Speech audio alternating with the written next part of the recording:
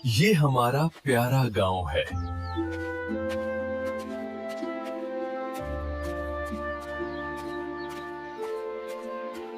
मैं अहमद हूँ।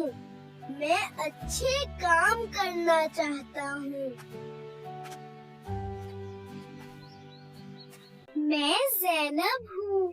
मुझे सबकी मदद करना पसंद है।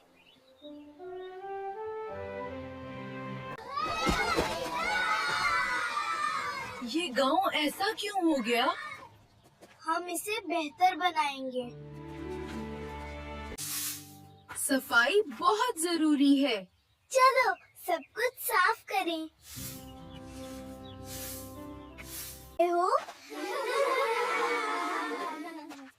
अच्छा काम, तुम भी आओ। देखो सब साथ आ गए।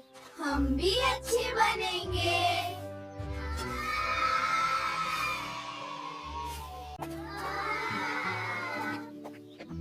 अब हमारा गांव बहुत खूबसूरत लग रहा है। बच्चों ने हमें नेकी का रास्ता दिखाया है। ये काम बड़ा फर्क लाते हैं। हमेशा अच्छाई फैलाओ।